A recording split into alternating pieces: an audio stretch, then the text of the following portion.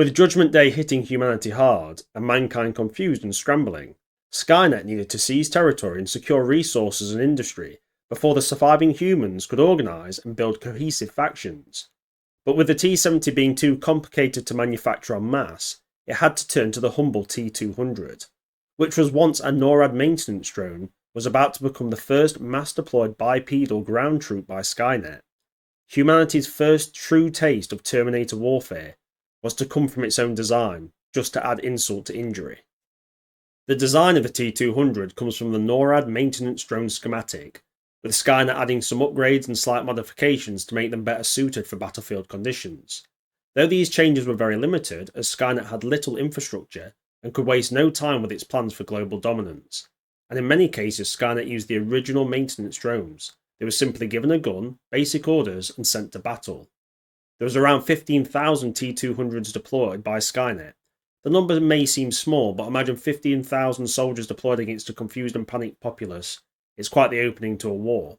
And the fact that they would target points of value for Skynet meant that these T-200s could be massed together against smaller forces and take full advantage of its numbers. The T-200 was on the smaller side when it came to Terminators. It stood around 6 foot tall and had a very skeletal look to its body, with it getting the nicknames of Stickman and Tin Man by those who encountered it. Even though its shape was vaguely humanoid, it was very easy for a human to see it as a machine, apart from in the worst visibility conditions. Skynet tried to remedy this by giving the T-200 a crude ballistic cloak to mask its shape, but this proved ineffective, especially as its head was insect-like in its appearance, with some resistance members calling T-200 groups roach patrols. The T-200 also lacked the full range of movement that a human could do, so it moved like you would expect a robot to. It was very, slow, and the movements were quite rigid, so it completely failed in its attempt at infiltration. But thanks to its small size, it was able to hide for the purpose of ambushing. Even with this thin, wiry-like structure, it was strong, easily outmatching a human in terms of strength. This is due to its hydraulic system, which was crude but effective. And as it was a maintenance drone, it could carry many times its weight, as its job would require. Its structure lacked any significant armour though, with it being protected by basic ceramic plating, offering very little resistance to kinetic weapons and basically none to plasma-based ones. And with the lack of armour, it may have been able to dish out firepower, but in a firefight it would not last long.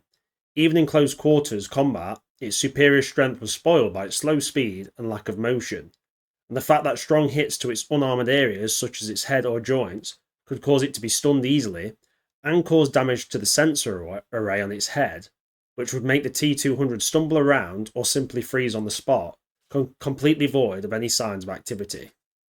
Offensive capabilities for the T-200 were pretty simple. They tended to be armed with whatever small arms were available. This would have been the standard issue M4 most likely, as this was the most numerous weapon used by military forces at the time. In rare cases, they might be armed with plasma weapons, but by the time plasma was widely available, the T-200 was already obsolete. One saving grace of the T-200 was that it could easily use captured resistance weapons and equipment. This was useful logistically, as Skynet could let the T-200 loose, and if they were successful in killing their targets, they could resupply in the field, which would obviously save Skynet from having to use logistic runs or supply drops. The sensors the T-200 possessed were very basic. With its optics being built for maintenance, it was able to do some complex tasks with these, but it did lack the advanced tracking that would make it effective with ranged weapons at longer distances. It did possess night vision to aid in its working in low light conditions, which was very useful on the battlefield.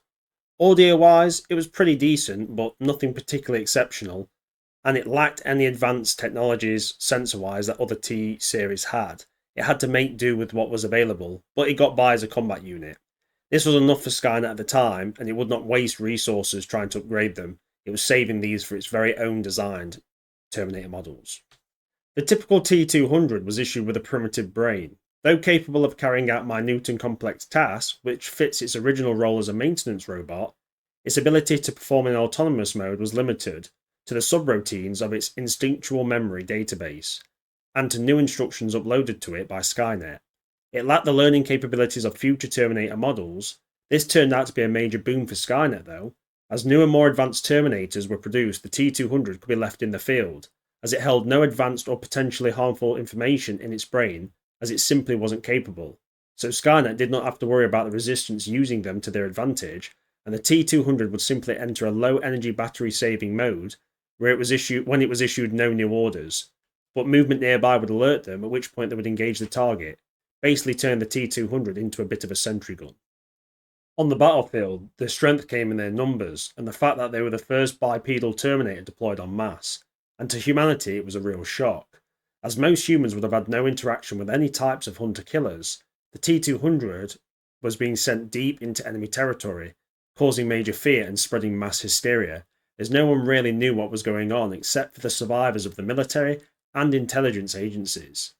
The first engagements with the T-200s went in Skynet's favour, helping Skynet secure the vital resources and factories it desperately needed. But once the Resistance formed, they quickly learnt how to combat the T-200s, and they actually would begin to counter-hunt the T-200s, which they could strip for weapons, but also its parts, which were sometimes used to make light armour, and its sensors were used in Resistance equipment. As soon as Skynet had more infrastructure available, it began to build its own design Terminators, which far surpassed this model. It was simply a beggars can't be choosers scenario for Skynet, and after Skynet's destruction at the hands of the Resistance, any still operational T-200s, or its variants, would shut down completely. Devoid of any leadership, they would enter their century-dormant state, at which point the Resistance could easily dispatch them as they came across them in the ruins of the old world.